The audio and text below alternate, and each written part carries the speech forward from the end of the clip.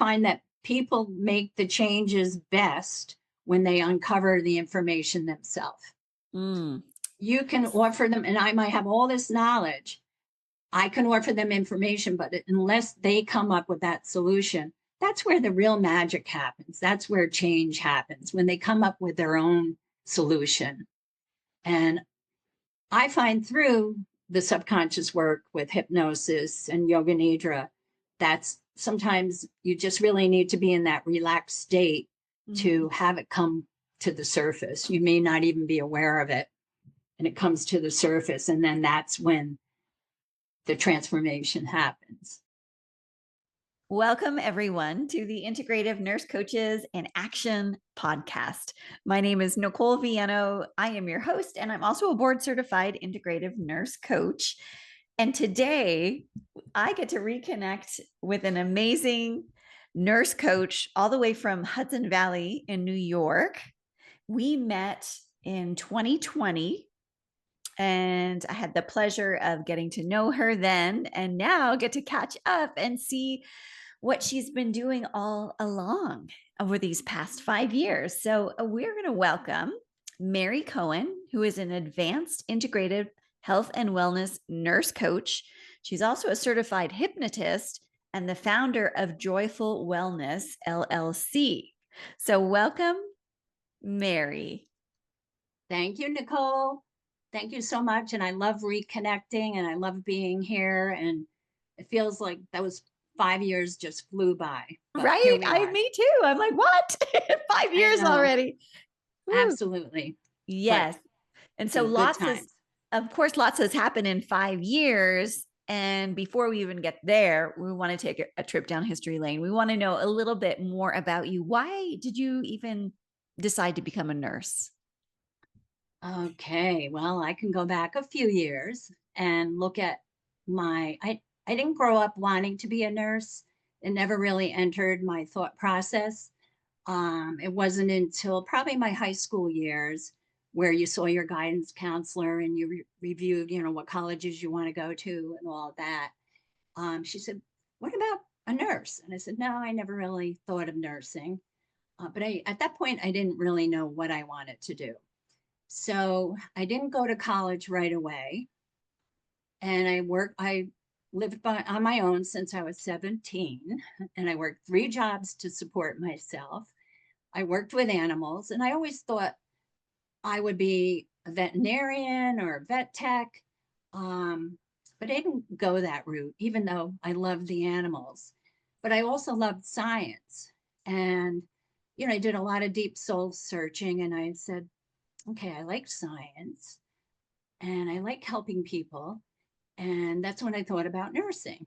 So I started doing some volunteer work at the local VA hospital and worked with the veterans, and really just saw how my helping them could be a compassionate way of helping people. And I love that compassionate piece, and just knowing, that I was helping them. And then that's when I said, okay, you know what? I'm going to go into nursing. So I took one course at a time, and I struggled in high school. I did have dyslexia, and I had to overcome the learning disabilities that went along with that. But I took a long journey and took a course at a time, and then got through the associate degree level and made it, and realized, yeah, I can do this and I can learn. And I overcame the dyslexia, and I started my career in New York City. I worked in cardiology, coronary care. I did that for many years. That was my love. I loved cardiology and worked there. And that was back in that day. I worked in Hell's Kitchen, which our population serviced Times Square. And back then, 42nd Street and Times Square were the prostitutes and the drug addicts. That was our clientele. It's changed a lot over the years, but I had a wonderful education there. I saw everything, learned everything. And then with that, moved to Long Island and continue my career in cardiology, coronary care. I was very instrumental in developing a cardiac wellness program where I developed a curriculum of stress management, relaxation techniques, guided imagery. That was back in the day when we had cassette players and we had headphones, and all the patients would have them at the bedside. And that was, when I look back now at that, I realized it was actually part of coaching. It was the integrative modalities, even way back then, which was a large part of my being and my career. And from there, I switched over. I made a big switch into labor and delivery. So I went from seeing people die to seeing people being born, babies being born. Perhaps some people might say I was burnt out, but I looked at it as I needed to learn something new. You know, I knew a lot about cardiology, and the chief cardiologist was like, how can you leave all that knowledge? You can't. But I needed to learn something different, which is pretty much a hallmark of my career. I've always changed along the way, always learned new things, which I consider myself as a lifelong learner. And that's what always made my career as a nurse interesting.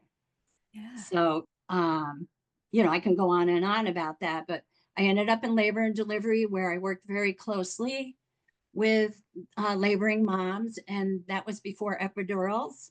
So, you know, it was in a LDRP, and we worked with dop tones, listening to the fetal heart rate, and you were there with the laboring patient from start to actually postpartum, even taking care of mom and baby.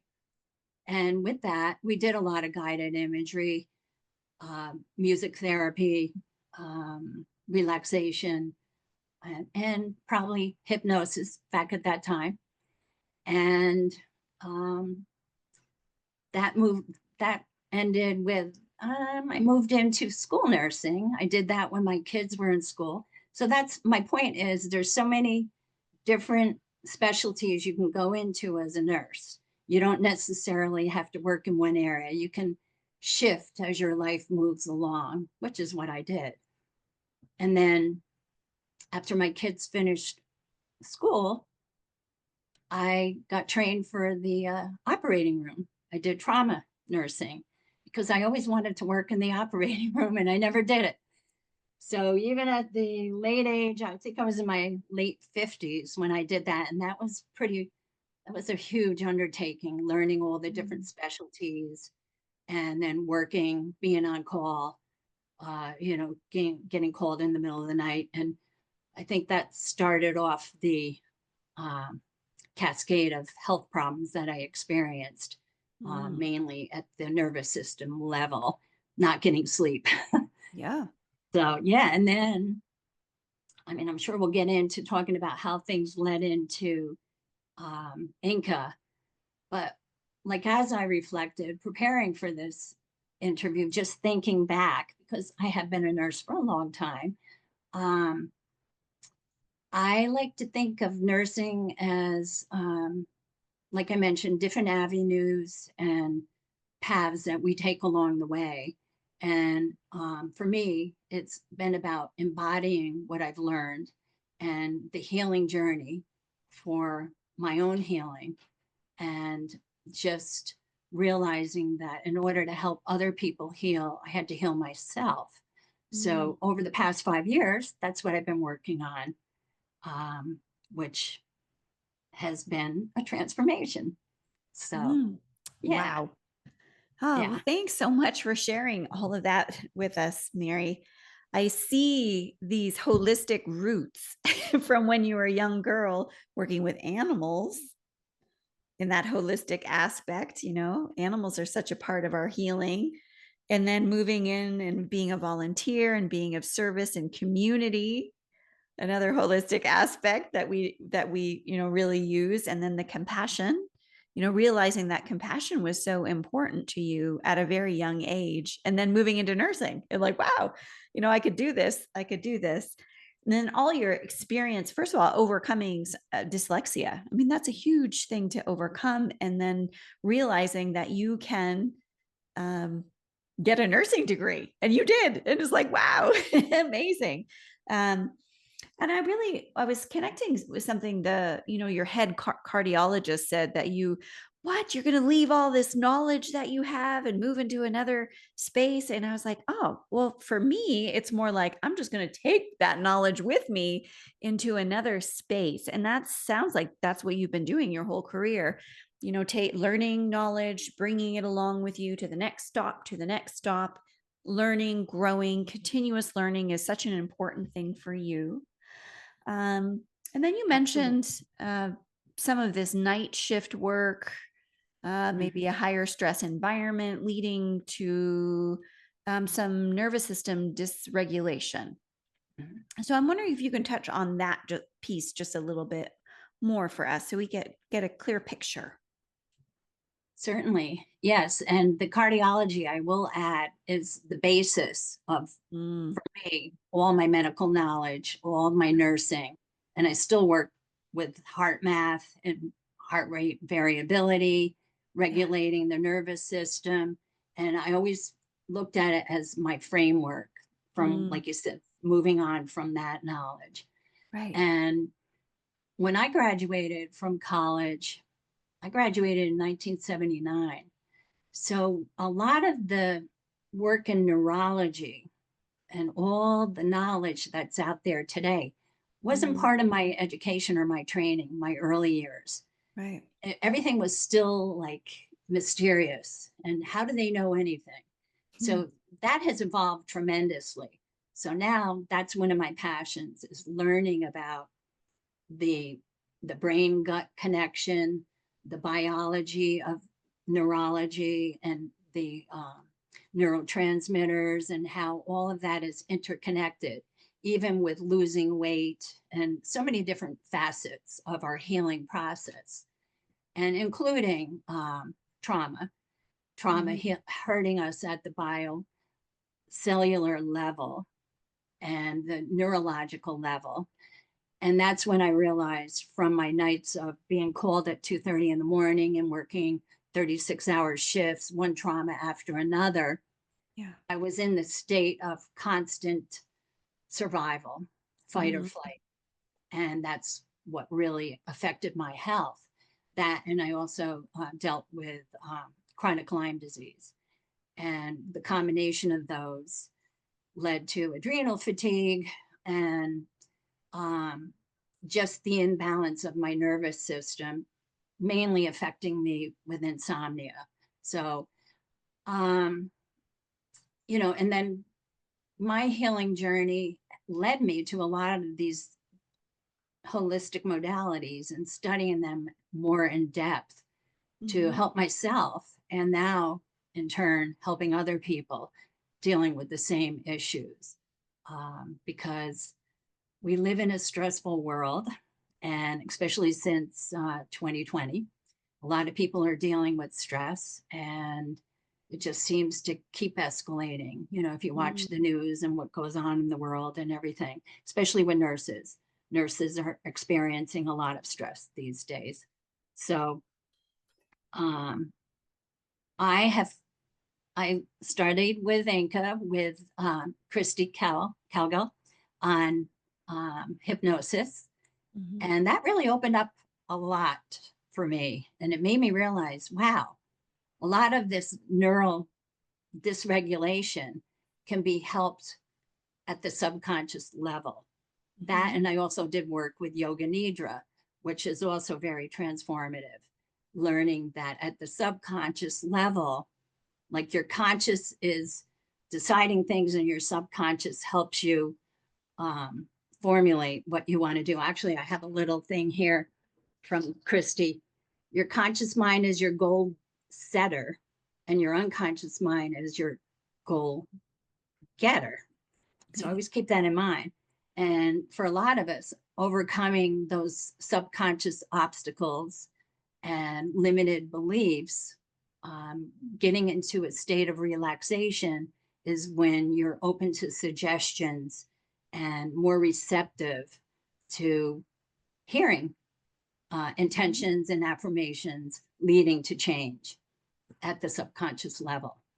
So, and it works with the neurology, you know. I'm so excited. I just have to share one thing, and hopefully I'm not getting sidetracked. I'm working with a client now who is type 2 diabetic and was hoping to reverse his A1C. His A1C was 6.7. And I just spoke to him yesterday. We've been doing weekly coaching and hypnosis sessions, mainly on lowering his A1C. He got it down in 3 months to 6.1. Ooh. I know. So I'm like, yay. And I want to get it Yeah. down. I'm saying, don't worry, we're going to get it below 5.9 is my goal. And I asked him if he told his doctor, and he said no. So now I have to work on him to let his doctor know that it was from nurse coaching and hypnosis. So, Amazing. What a celebration that is for both of yeah, you, yeah, both I'm him pretty and you. excited about that. Yes, thanks for sharing that, because the work is important. Nurse coaches and the work we do, in whatever capacity we decide to do it, right? Because you're combining nurse coaching and hypnosis along with many other things, which I know we'll touch on too, to help as many people as you possibly can, right? So Yeah, yes, absolutely. and the work that we're doing needs to have a voice. And so that's why you're here, Mary. Give us a voice. Give us a voice. Yes. Okay. So celebrate that.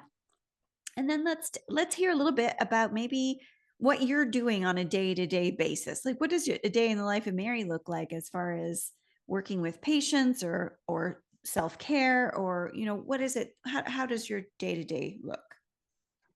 Well, interesting. I can't help but not mention um, for the past 5 years, I've been watching my grandchildren pretty much full Mhm. time. Oh, yes. Um, my daughter's in healthcare and she had to go back to work and all throughout COVID.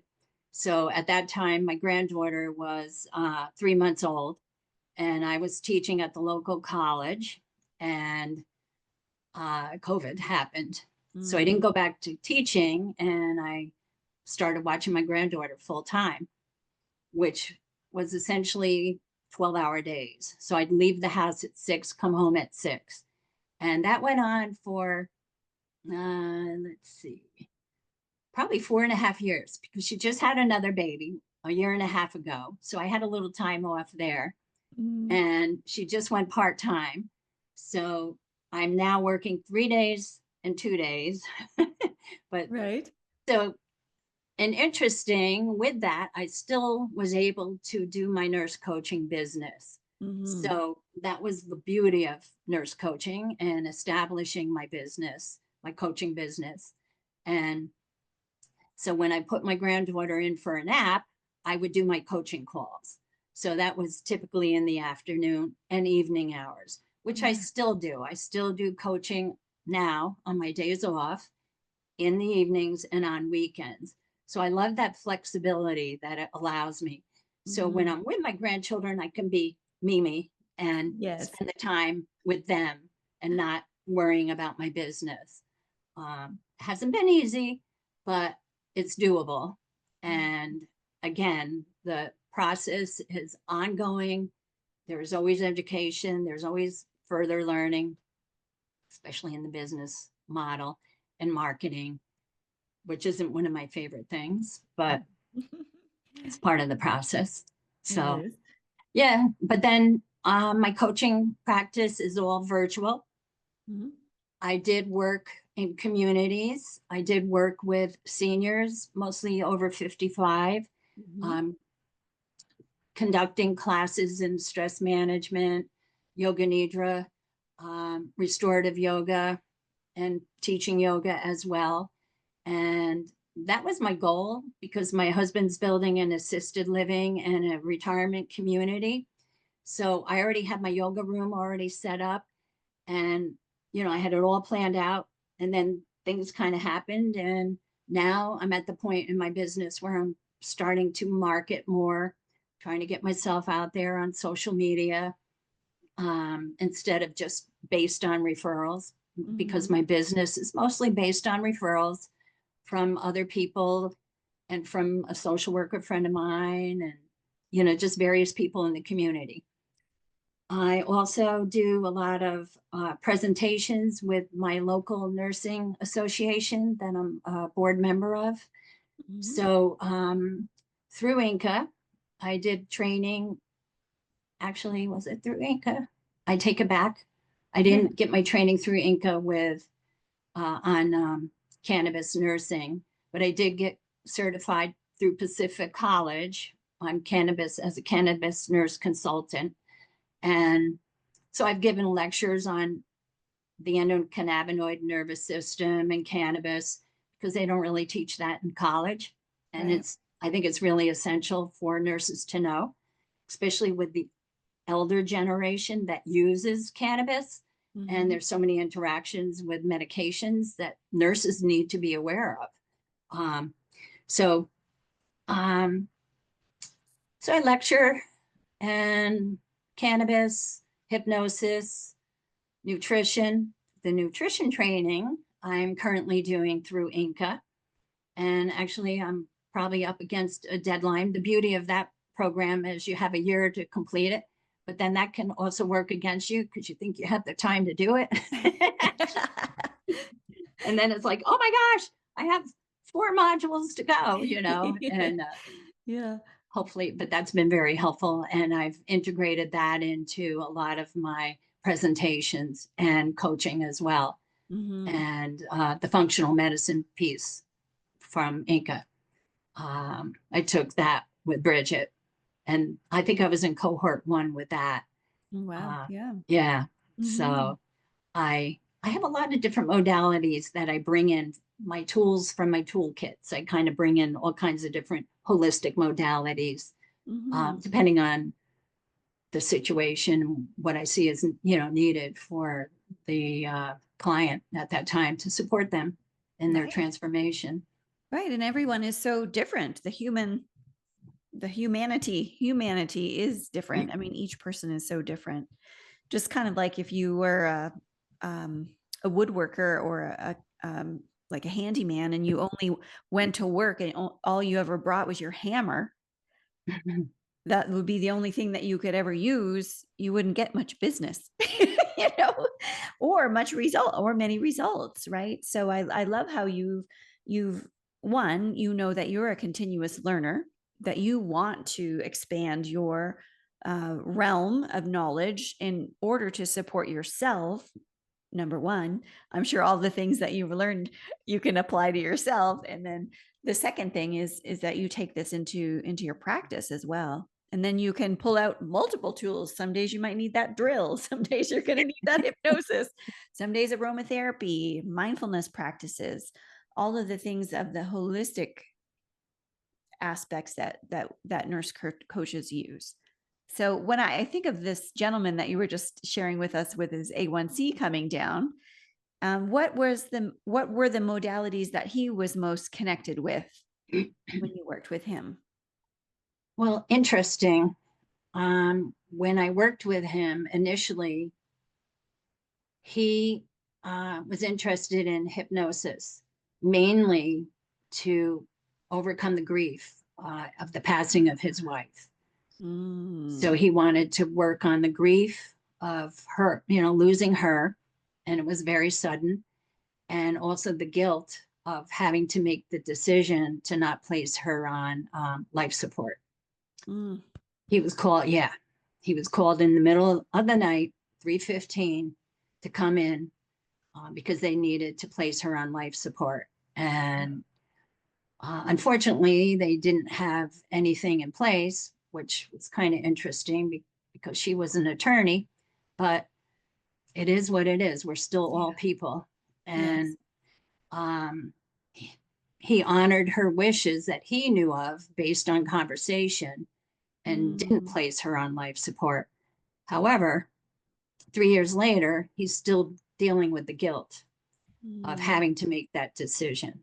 So, as I mentioned, he jumped on board with me for the hypnosis sessions to overcome the grief and the guilt, which kind of morphed into, okay, then we started talking about his diabetes, type 2 diabetes, um, diagnosis, and his elevated A1C, and him not wanting to go on insulin. And so we've worked on that. And now we're again working on the grief. And he also grieved the loss of his anticipation of their retirement. They were supposed to retire shortly after that, and they were world travelers and they were going to continue traveling. So he was grieving the loss of not traveling, and not having his partner with him for retirement. Yes. So my point is that sessions kind of evolve as they go along. And he started out wanting hypnosis, but then I worked in nutrition and overcoming with NLP. We're working on timeline with fighting the urges for the afternoon chocolate or whatever, and working that into it. And so it evolves. And another client of mine came to mind. She was working on weight loss through hypnosis. That was her goal. And through hypnosis, it was kind of interesting, I thought, because she discovered, and I supported her in her way, in her learning journey. I'm not educating people, I'm supporting them as they learn through uncovering this information. What she discovered was that she never had her voice. She never found her voice in childhood, in marriage, with her mother-in-law, and through hypnosis, she found her voice and wanted to stand up for herself in her marriage. And then I was like, oh my God, hopefully I don't cause their marriage to break up. I mean, but it kind of was like what she needed to heal herself. Yes. And so it started out as weight loss, but then she uncovered her frustration of not having a voice. And she was finally being heard. And of course, it changed the dynamics of their relationship, but they're currently working on. But she has since lost 40 pounds. So, yeah. So it's like you never know where the healing journey takes you. And that's what I really love about it. It's just, you can start out with A and you can end up with K or Z or whatever. Right. All these little transitions along the way. And sometimes it comes back to where you were. Yeah.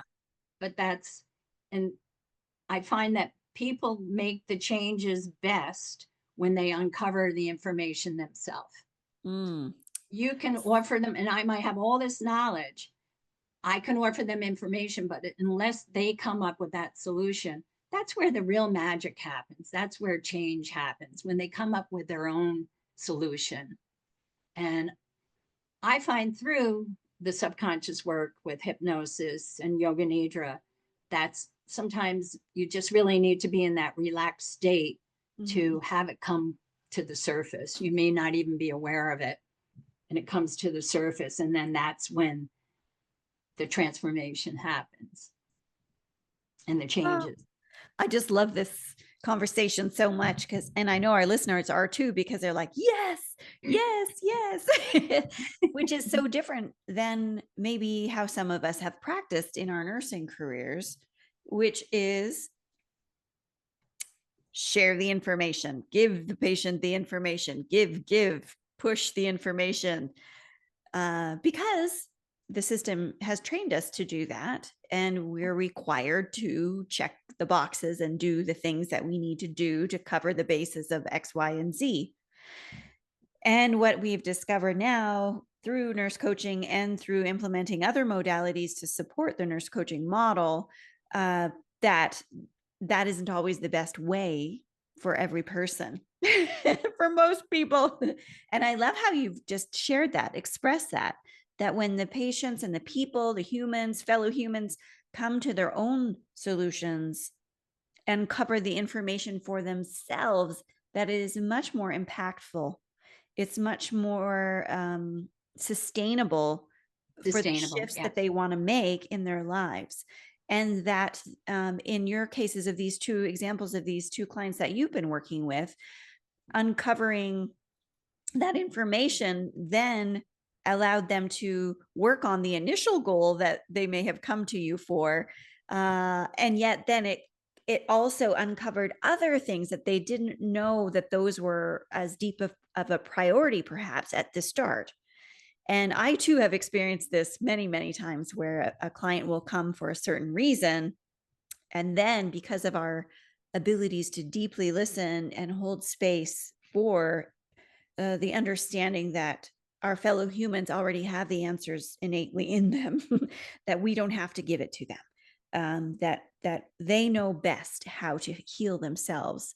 That when we hold that up for and hold that in our hearts as helpers and healers and professionals, that it shifts the relationship and it makes it easier for people to achieve what it is that they want to, what they wanted all along in their own hearts. Oh, I love that. I love that. Definitely. It's in their hearts. And part of healing is awareness, self-awareness. I believe that's where it begins. Mm-hmm. And sometimes it's not easy becoming, even spending time in the quiet moments of reflecting. For some people, it's not easy. Right. And that's where we can help people reach that state of relaxation, whether it's through guided imagery, hypnosis, yoga nidra, meditation, just helping them reach that state of relaxation so that perhaps they can hear their inner voice, that they can hear that message that maybe they've been denying or blocking and not receptive to. Yeah.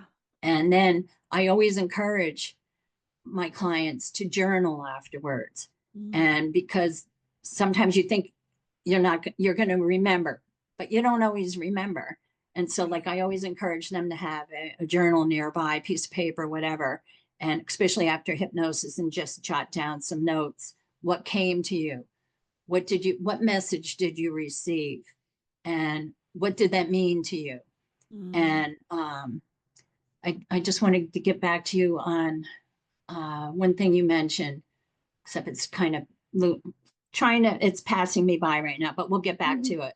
Was it when I was talking about how we as helpers and healers, sometimes we don't recognize that we need to listen to people or that we don't have to uncover their, yeah. I know what it was. Okay, good. Making that transition from nursing as the educator, as teaching, and having the tools, and feeling like, for me with nurse coaching, that was the biggest shift for me, not giving answers. And I still have to work on that because girl, me too. Yeah, I mean, once a nurse, always a nurse. And a large part of our profession is teaching, especially lifestyle changes and health and wellness and health promotion. And like I mentioned, the biggest lesson is for the client to come up with their own solution, and kind of holding that space and not talking and listening, and the importance of listening and hearing their message, and then reflecting back to them instead of offering solutions. That was the biggest problem for me in the beginning. And I do like to talk, in case you haven't noticed, but great. But just letting them come up with their own solution, and it is more sustainable because they are making that connection and realizing this is what I really need to do. Like my client, with knowing that she didn't have her voice, and that she realized she was always avoiding her own voice and letting everybody else run her life. And that was huge for her. I didn't tell her that. She discovered that on her own. And that was so transformative for her. And it changed the whole dynamic of the relationship. But she's in a better place now, So same thing. So I love this. And I love some other things that you've shared are, our true healing is based on that self-awareness, the self-reflection, and how difficult it is for some of us to get into that space. Um, I think of our society today, we don't have a lot of quiet places, really. We have an influx of information, our cell phones at the ready, music on all the time, less environmental opportunities to get outside, more, just more hubbub, more to-dos, more pressure. And so a lot of your work sounds like offering those opportunities to go inward, Yeah. and allowance of that, making that a norm instead of the not normal, you know? Mm, Yeah. Making that part of your daily habit mm, and spending the time, even if it's only 10 minutes of waking up in the morning and starting out with a gratitude journal and just spending a few moments being thankful for what's in your life. And there's a lot of science and research to substantiate that. And mhm, instead of putting on the news, instead of turning on your phone first thing when you wake up, scrolling through social media, spend 2 or 3 minutes just being thankful for what you mhm, have, for where you are, for your health, for your home, for your food, for your family, and gratitude. Even just spending that little bit of time sets the tone, sets your nervous system for the day. And instead of starting out with the angst of putting on the news and hearing all the craziness in the world and everything that goes on there and setting, I mean, because that can set that negative tone for the day. And mhm, and then taking moments during the day for being outside, being in nature, um, spending time in this, getting your sun, setting your circadian rhythm, mhm, going outside first thing. What I like to do in the morning is going outside as soon as I wake up and go out for my walk, because that's what I've learned to mm, use to help with the insomnia. It sets my circadian rhythm. And just listening to the birds chirping and hearing them starting the day with gratitude, because essentially that's what they're doing. They're singing their song, like, oh, listen to me. The mhm, robins in particular. I love to hear the robins. Um, and then getting outside, movement is essential. It's essential for our nervous system. It's essential mhm, for nervous system regulation. It helps with the endorphins, the neurotransmitters. There's so many things we can do to support our nervous system and to be in the moment and to just be aware. And just like you mentioned, mindfulness activities, even if it's just taking the time to do some breath awareness or just to center yourself for that mhm, moment, when you find yourself in fight or flight or stressed or, you know, uh, in a situation. And interesting because that brings to mind, when I think back of my years and working with trauma and working in coronary care and dealing with emergencies. And when I look back at it, which I didn't realize at the time, I would do the take a deep breath, and babies, resuscitating babies and just saying, can I do this? Yes, you have the training, you have the knowledge, you can do it. And take a nice mhm, deep breath, center yourself, calm yourself, get that adrenaline, because you do get that adrenaline surge, centering yourself and doing what you've been taught to do. And then you crash afterwards, but then you take care of yourself afterwards. Um, but so all of that I've taken into my life now, supporting myself with chronic illness and finding ways to support my nervous system and to be in the moment. And to uh, another thing I will add, when I was a school nurse, I taught children breath techniques. Um, you know, say if there was a crisis, if they were injured and I was waiting for an ambulance or something for them, just helping them learn breathing techniques to help them bring themselves down and to support their nervous system. So there's so many techniques we can do, even still on a daily basis. And just like you said, awareness, reflection, and Mhm. just everything starts there. And even knowing when you're in a fight or flight situation and paying attention to the signals that are in your body, Mhm. whether it be tension in your back, in your neck, something in your gut, feeling your Mhm. stomach tensing up, just realizing, oh, and taking a moment to ground yourself and support yourself and support your thereby supporting your nervous system and Mhm. doing the breathing and um, everything we work with, all the tools we have, and how we can support ourselves, how we can support our coworkers and our family. Um, and hopefully they hear our message. Um, that's the main thing. Some people are a little more stubborn than others. Some people have to find out the hard way. Well, and sometimes that's what it takes. Those Right. crisis kind of situations, those diagnosis that you didn't expect. And then all of a sudden you are being pushed into needing and wanting to support yourself. Sometimes that And is what happens. Yeah. yeah, being forced into Mm. finding ways Mhm. to support yourself so that you can Mhm. get through whatever crisis it is, Right. and in an effort to heal yourself. Right. And hopefully, ideally, I mean, if you're working at the bedside, you can still spend time incorporating those little tidbits of information. I know nurses are challenged now, um, and even challenged with coworkers, with bullying that goes on, and uh, administration, the issues coming down from the top, and handle more with less time, not getting breaks, not Mhm. going to the bathroom. Um, Yes. but the main thing is nurses need to support themselves.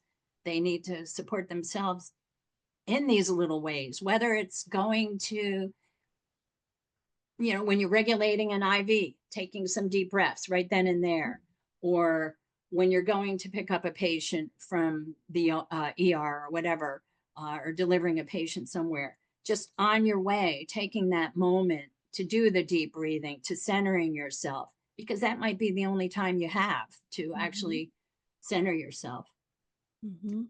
Um, yeah, Yeah, but it all starts with taking care of ourselves as nurses before it you can does. really take care of other people. And Mm. that's like a big message for me. And when I was teaching nursing students, I tried to emphasize that. But I think a lot of times students, they're kind of in this fantasy world and they have all these idealistic ideas of what nursing's about. And they think it's going to be fine. And then they get out in the real world and everything hits. But I always like to prepare my nursing students for the real world and how to Mhm. support themselves and how to um, be an advocate for the patient and how to stand up to other people who may be asking you to do things that you know aren't right, or whatever the case may be, in the Mhm. bullying, or just the interactions with other people, just how to be supportive of yourself so that you can withstand the challenges of the profession, because nurses are leaving the professions in droves and we need nurses.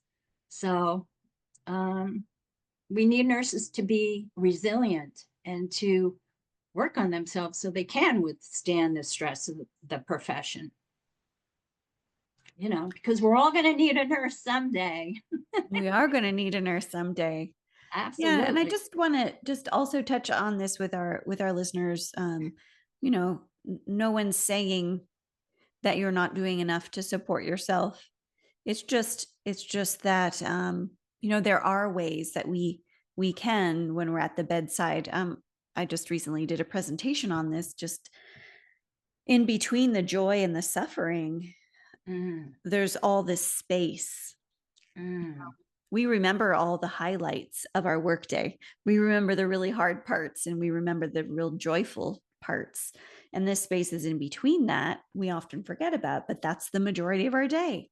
the hanging the IVs, the dressing changes, the patient turning, the interactions with our colleagues, and being on the phone, and doing all the things, taking out the garbage, all the things that we do on a daily basis as nurses when we're at the bedside. And how do we find moments of peace and nervous system regulation during those times too?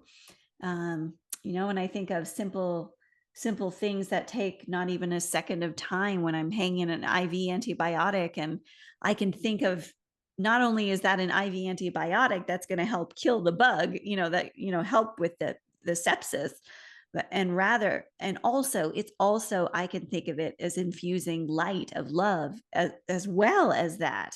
And it shifts the way that I am offering that healing medicine.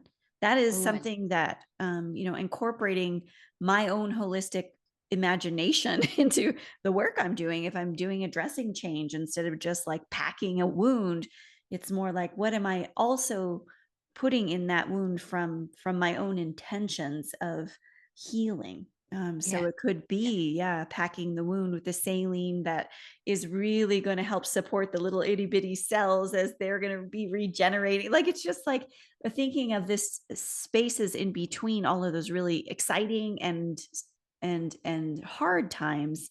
More of the boring stuff that we do as nurses, like how do we elevate those things to help bring us back to ourselves and reconnect with ourselves too. Yeah. And that's powerful. And that's a powerful message I learned from you as my instructor back with Inca.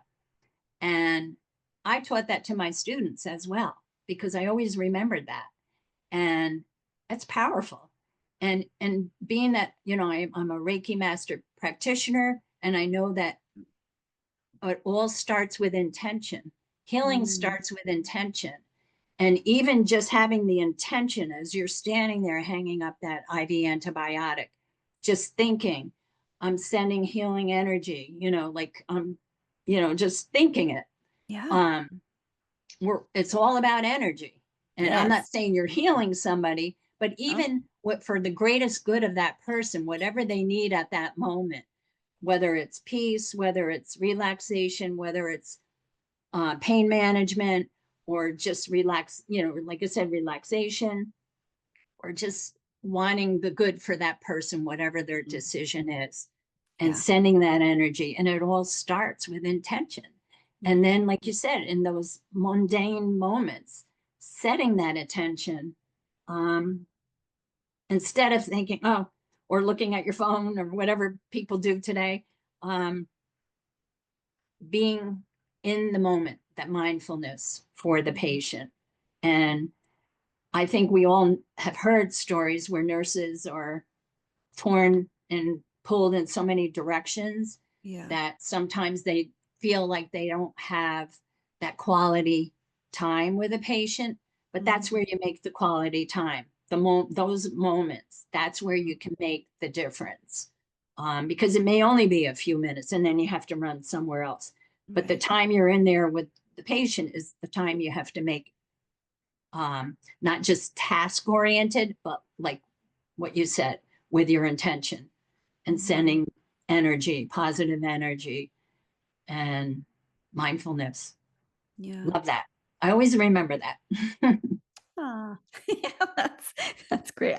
I really tried to do that just in even my daily life. Like, I feel like it's like my own gift back to myself too. It's not just a thing that I'm doing. It's more intentional. Intentional. It's taken practice though. It's taken a lot of practice to be able to do that. Didn't come easy. Right. Yes. Okay. So we've talked about a lot of amazing things here, Mary, and we have a few moments left. And I'd love to ask the one question. I'd love to ask this question. And the question is, and you may take a few breaths and just come into your heart space. What is on your heart that you would really love to share with our listeners today? Okay.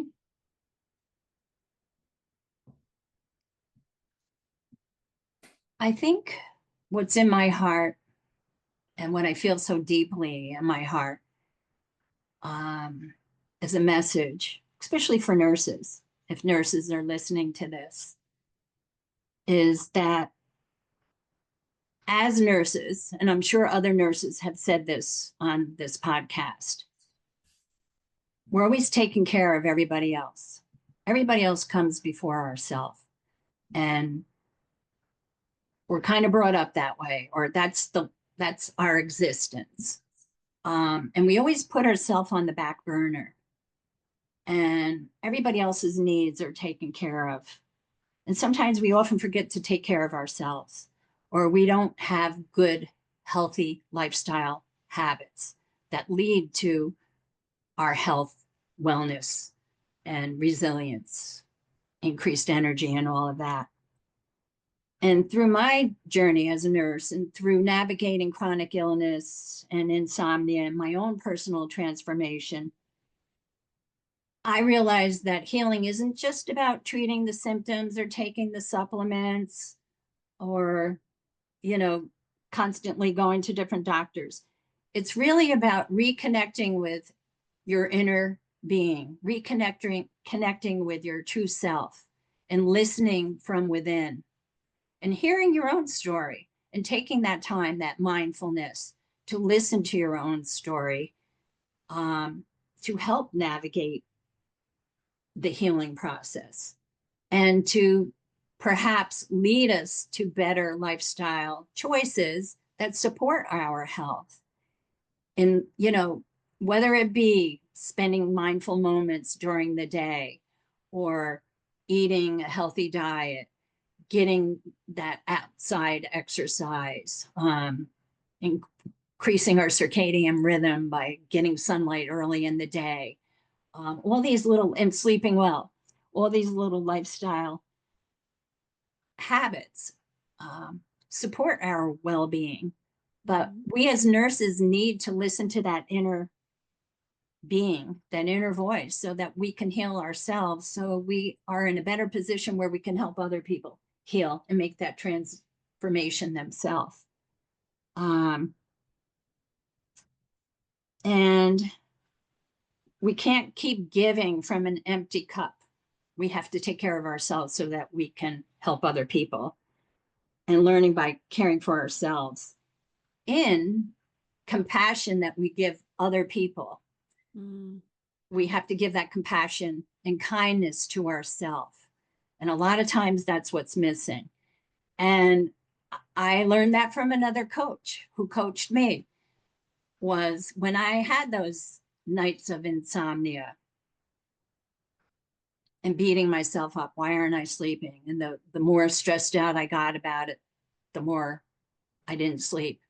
Right. She basically told me, be kind to yourself, be more compassionate to yourself, and support yourself. You're doing the best you can, and just be kind to yourself. And that was like a huge lesson for me, because it was something I never really considered because we were always go, go, go. And, striving and learning and advancing and just realizing where you're at and acknowledging what you've done, what you've learned, and how you help others, and being compassionate. And I think a lot of us can learn from that lesson of how to be more compassionate to ourselves, not just nurses, but everybody. Yeah. Yeah. So that would be that's what's in my heart. Your message is received. Thank you. So, Mary, how can we find you if we're looking to learn a little bit more about what you do, or we'd like to work with you? How do we find you? Okay. Well, as I mentioned, I'm getting myself out there more on social media. Yay. As much as I don't want to be doing that. But I do have a website, which I made a few years ago, it took me forever to make, but I did it. Congratulations. That's huge. But since then, I've learned that nobody looks at websites. So, oh, well, it is what it is. That's not true. That's not true. It's not true. Okay. With that, I even have to look at my website. It's I think Joyful Wellness. Yes. Right. Joyful Wellness LLC. I had to add the LLC because there's other joyful wellness Oh, yeah. Yeah. businesses. So it's joyfulwellnessllc.com. And I actually recently just updated it because on Facebook and Instagram and LinkedIn, I had created a new landing page offering a 10-minute free hypnosis session to help Ooh. reset your nervous system. That I can provide the link in the notes, I guess, because it's Yes, kind we'll of long. definitely share that link. Yeah, we Okay. can click on the link and get a free 10-minute hypnosis session. Yeah. I will add Yeah, that I work into my email capture. So if you don't nice. want your email shared, then, you can Well, always just, yeah. I yeah. do add that because I know I don't like always sharing my email. So I like to add that little tidbit. And also, my email is my name, my full name, Mary Joy, Joy, Cohen, Cohen, at joyfulwellnessllc.com. Great. And then I have a few, Facebook and Instagram. Mostly, I'd have to put it in the notes because, like, Instagram is like joyful dot wellness Yes. dot llc, Well, and you'll have that in the notes. yes, we're going to Uh, put all of your links in our notes, all to your Instagram and Facebook and your website and this free 10-minute hypnosis Hypnosis. session. And when people want to get in touch with you, they can click on those and follow you and all your amazing information and also amazing awareness and self-reflections. Yes. And I'm actually creating a mini class, a 90-minute live mini class, which will be the end of June, on resetting your nervous system. Mhm. And I'm still kind of working on that. And that will eventually, because I'm transitioning into creating courses and programs online in Mhm. addition to the one-on-one coaching. So that will lead into an 8-week course, which I think I'm going to launch around. Um, I think I have to remember when it is. I keep changing the date. Mhm. Sometime in the summer. Good. And um, so if you sign up with the free hypnosis link, that'll put you into an email automation system that will lead to the course if you're interested. Or you can contact me at my email. But I do Perfect. plan on, in that email automation system, I do offer some breathing techniques and other hypnosis sessions, some yoga nidra sessions, all free, just to help people and to help people realize that these are part of our healing techniques. This is what we can do to help our nervous system so that we can withstand the stresses of our careers, so that we can help other people Well, thank you and for putting transform. all, yes, thank I'm you for sorry. putting all of that together so that we can learn about more healing resources for our own selves. Yes. My pleasure. Definitely. It's something that I've been wanting to work on and part of my business and trying to find the time to do it. But where there's a will, there is a way. The That's right. intention. It's all about intention. That's right. We've all got to have that intention. And yes, thank you, Mary, for spending time with us today and sharing your beautiful pearls of wisdom about so many different things. Thank you for having me, Nicole. And it was really nice reconnecting with you again.